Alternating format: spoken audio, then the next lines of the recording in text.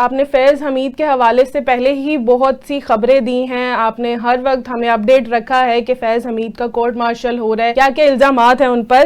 तो अब तो बाज़ाब्ता कोर्ट मार्शल की कार्रवाई शुरू कर दी गई है, तो क्या समझती हैं आप कि उनकी सजाएं क्या मुतवक्के हो सकती हैं? एक तो बहुत शुक्रिया जी। ये तो कहना अभी कबल वक्त है, लेकिन आज जो डिटेल रिलीज की गई है पाकिस्तान आर्मी की जानिब से, उससे तो लगता है कि काफी कड़ी सजा हो सकती है उनको, क्योंकि अभी तो जाहिर है एक ट्रायल शुरू होगा और हो सकता है इसी महीने के आखिर में फैसला आ जाए, या फिर मैक्सिमम विद इन 4 वीक्स, जो कि इस तरह के ट्रायल होते हैं जब चार्जशीट आ जाती है जी। हाई प्रोफाइल केसेस में। तो मेरे ख्याल में ये विद इन 4 वीक्स इसका ऑर्डर आ जाएगा। लेकिन जो डिटेल रिलीज की गई वो बड़ी शॉकिंग है। वो इतनी शॉकिंग है कि शायद ये पहले पाकिस्तान के 3 स्टार जनरल हैं जिनके खिलाफ इतनी लंबी चौड़ी चार्जशीट, जो कि सख्त तरीन है, उसमें 3 पहलू से उनको देखा जा सकता है। जी। एक तो अगर आप देखिए, पहला पहलू ये है कि वो दौरान सर्विस अपने ज़ाती मफादात का उन पे इल्ज़ाम है। फिर पाकिस्तान सीक्रेट एक्ट के तहत उसने वायलेशन की है। इसके अलावा ये भी बताया गया है कि जो 9 मई के वाक़यात हैं, इसका मतलब है कि पहला दौरान सर्विस उन पर 2 मुख्तलिफ इल्ज़ामात हैं। तीसरा जो पोस्ट रिटायरमेंट जो उन्होंने ले ली थी उनके बाद के जो वाक़यात हैं, इलेक्शन के मामला या 9 मई के वाक़यात, जो कि बहुत लीथल हैं रियासती अमूर के लिए, तो ये कोई आसान केस नहीं है। और मैं आपके प्रोग्राम में बल्कि ब्रेकिंग स्टोरी देता जाऊं, उन्होंने अपना वकील भी किया है। जी।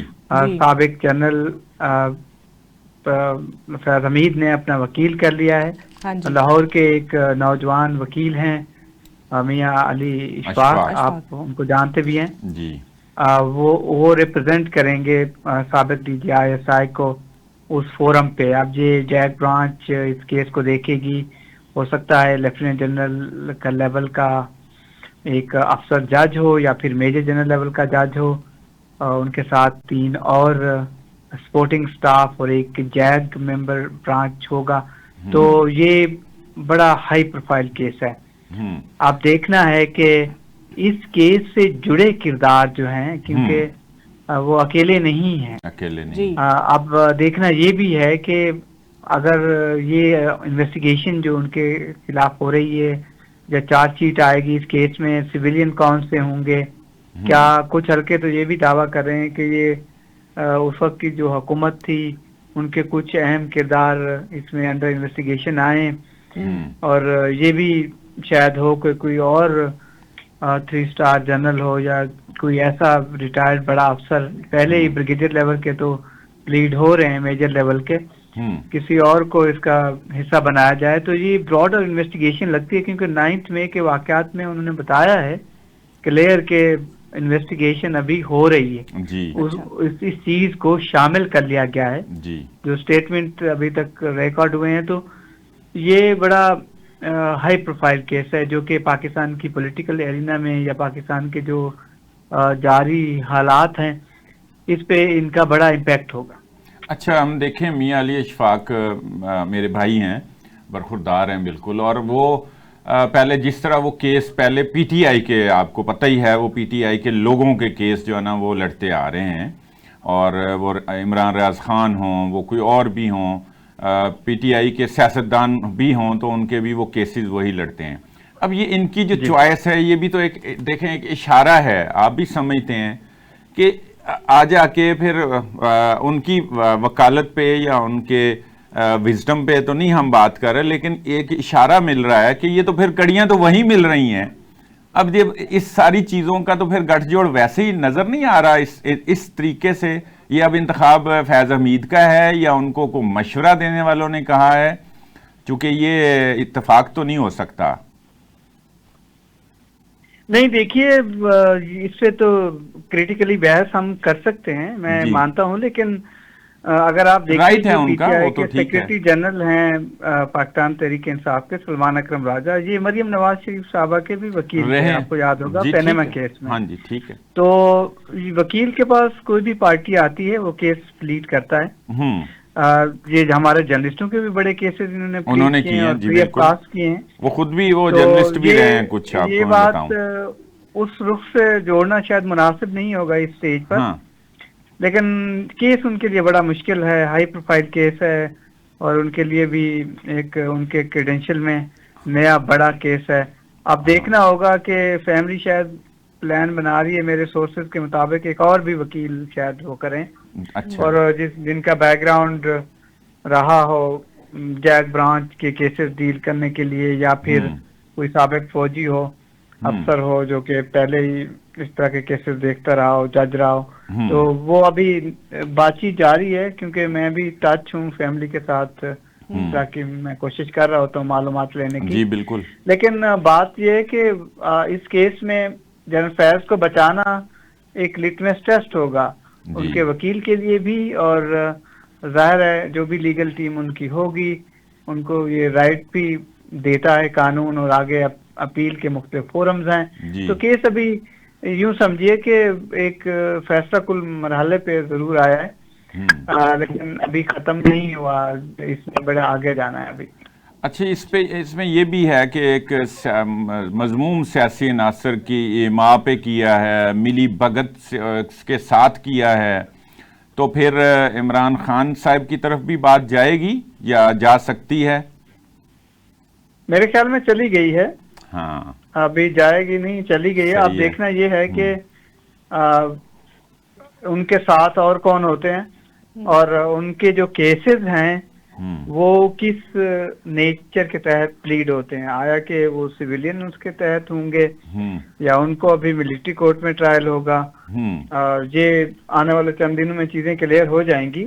और ये मेरी मालूमात में जनरल फैज ने काफी चीजें शेयर की हैं, जो इन्वेस्टिगेशन टीम थी या जो सारे जो रास्ते हैं, वो लगता है कि इसी 9 में इलेक्शन के मामलात और फिर व्हीलिंग डीलिंग जो कि लिखा गया है कि जाती मफादात की बात आई है। तो ये तो अभी तक बड़ा जारी है, और आप ये भी कह रहे हैं कि इमरान खान का भी मिलिट्री ट्रायल हो सकता है, लेकिन कल अभी आईनी बेंच ने के जजेस ने जो रिमार्क्स दिए हैं इस हवाले से कि सिविलियन का मिलिट्री ट्रायल नहीं हो, तो उस हवाले से आप क्या कहेंगे? देखो, ये केस अभी आपको मालूम ही है, अदालत इसको सुन रही है और अल्टीमेटली पाकिस्तान की तारीख भी हमें ये बताती है कि कभी आईनी तरमीम इसके लिए दरकार होगी, क्या होगा 2016, 14, 15 में। आपने भी देखा होगा, आपके साथ जो कुलीग हमारे बैठे हुए हैं साथी ये कवर करते रहे, मिलिट्री कोर्ट्स में ट्रायल हुए हैं सिविलियंस के, लेकिन वो जेट ब्लैक टेररिस्ट थे।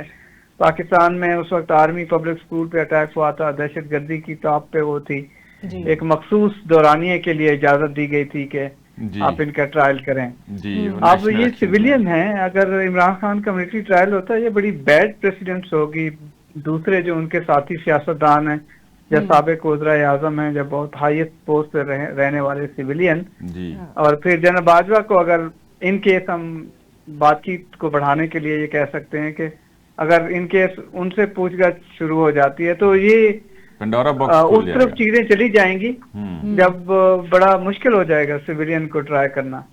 अगर होता है तो फिर ये प्रेसिडेंट सेट होगी, फिर आगे तो फिर किसी की खैर नहीं है। अब तो बल्कि आपने डीजी ISI का जो हो रहा है, अब तो ये मुश्किल हो जाएगा कि वो जो ये पोस्ट भी बड़ी मुश्किल हो जाएगी कि अगर उनका हो सकता है तो वाई नॉट और किसी का भी हो सकता है। फिर तो और भी हो सकता है। जैसे आपने जनरल बाजवा साहब का जिक्र किया, आपसे पहले यही बात कर रहे थे कि ये बात कहीं ना कहीं फेवर देगी जनरल फैज हमीद को कि भाई मैं तो अपने बॉस का दायरे मातहत हूँ और पाबंद हूँ, और आर्मी का जिस तरह के एक मुनज़्ज़म सा इदारा है, तो वो अगर उनकी इमा पे और उनके आर्डर पे ये कुछ हो रहा हुआ और सामने आ जाए तो फैज हमीद साहब बच तो सकते हैं, या बचने का रास्ता एक ये है ना?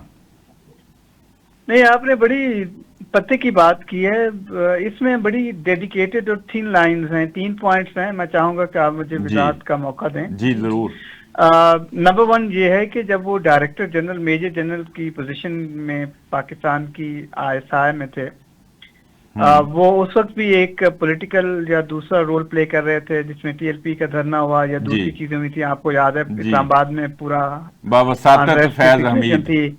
इस पे सुप्रीम कोर्ट का फैसला भी मौजूद है जी, चीफ जस्टिस का भी फैसला। और ये एक दौरानिया है जो अंडर इन्वेस्टिगेशन रहा है मेरी मालूमात में। ठीक है। और ये वो दौरानिया था जब वो बराह रास्त अपने चीफ ऑफ आर्मी स्टाफ को रिपोर्ट कर रहे थे। फिर उनके बाद जब जो DG ISI बने हैं, ये बड़ी डेडिकेटेड लाइन है। इसको, इसके रूल्स क्या कहते हैं, इस पे बहस की जा सकती है कि वो डायरेक्टली उस वक्त के वजीर आजम को रिपोर्ट करती है, क्योंकि ISI आपको मालूम है जी। अब देखना है कि उनको रियल जो इंस्टीट्यूशनल बॉस हैं वो तो जनरल बाजवा थे जी, लेकिन वजीर आजम को क्योंकि रिपोर्ट करती है वो, तो अब आया कि वो इसको किस एंगल से देखा जाएगा। ठीक है। उसके बाद वो कोर कमांडर पिशावर थे, वो जाहिर है अपने बॉस को रिपोर्ट कर रहे थे, जनरल बाजवा को। तो ये एक बड़ी इन्वेस्टिगेशन की जो नेचर्स हैं वो बड़ी ट्रिकी हैं। अब इस पे डिपेंड करता है कि ये इन्वेस्टिगेशन किस तरफ जाती हैं, रियासत कितनी हद तक इस इन्वेस्टिगेशन को आगे लेके जाना चाहेगी। क्योंकि बहुत सारी स्टेजेस ऐसे हैं जिसमें शायद रियासत के इंस्टीट्यूशन या जो कुछ अमूर हैं वो उधर जाएं भी ना, और उनका जो मकसद है वो हासिल हो जाए ऐसी। तो ये अभी कहना कबल अज़ वक्त है, लेकिन ये बहुत हसास भी है, सीक्रेट भी है जी, और इसका इम्पैक्ट भी है पाकिस्तान के मौजूदा सियासी निज़ाम पे, और बड़ा लॉन्ग लास्टिंग है। हो सकता है इसमें जजेस भी कुछ जो रिटायर हो चुके हैं, चीफ जस्टिस इवन एक साबिक का नाम आता है, उनके लिंक मिलते जुलते हों। फिर 2024 का इलेक्शन है, इसमें भी ये खबर आई थी मेरे पास के उसमें भी जनरल फैज ने कोई कॉलें वगैरह की थी अपने कैंडिडेट्स के लिए। तो ये ना बड़ा अहम केस है, अहम केस है। अच्छा, जुड़े अफराद की हम बात कर लें। चले इमरान खान साहब को भी साइड पे रख दें, क्योंकि वो तो बहुत हसास मामला है, और शायद आईनी बेंच जो है वो कोई पता नहीं क्या फैसला देता है। ज़्यादातर तो यही लग रहा है कि ये बहरहाल सियासतदान इस तरह की विश नहीं रखते होंगे, कोई दबाव हो सकता है, लेकिन ज़ाहिर कल को उनको भी ये फेस करना पड़ सकता है। यही चलता आ रहा है, आंख मचोली ये चलती आ रही है। लेकिन फ़ौज के अंदर से जो रिटायर्ड और हाजिर सर्विस कुछ लोगों की, आपकी ही रिपोर्ट्स के मुताबिक, उनका भी जो इनके केस के हवाले से जुड़े हुए थे, वो कोई आप बता सकते हैं वो कितने के लोग थे, या जिनके साथ पूछ-गुछ हुई, जिनको बुलाया, कुछ कस्टडी में भी थे, अभी क्या स्टेटस है उनका, इनके साथ जुड़े हुए लोगों का? देखिए, वो लंबी लिस्ट है जी, उसमें सिविलियन भी हैं उनके साथ जुड़े हुए, जो ब्रिगेडियर थे या मेजर थे जी, उनको तो उठाया भी गया था जी, गिरफ्तारियां हुई थी काफी, जो विटनेसेस के स्टेटमेंट रिकॉर्ड किए गए हैं जिनकी कंप्लेंट्स पर ये हुआ था जी, तो वो तो सारे जो अभी पूरे 4 महीने उनको अब आपको मालूम है 2 दिन 1 दिन कम 4 महीने चार्जशीट बनाने में या पूरी इंक्वायरी इन्वेस्टिगेशन तो कितना मुकम्मल होती है तो होता है जी। ये बिल्कुल ये मेरे ख्याल में अब कंक्लूजन की तरफ चीजें हैं, ये विद इन 4 वीक्स जो मैक्स टाइम पीरियड है वो हो जाएगा। ठीक है साहब, बहुत शुक्रिया कशकोरी साहब।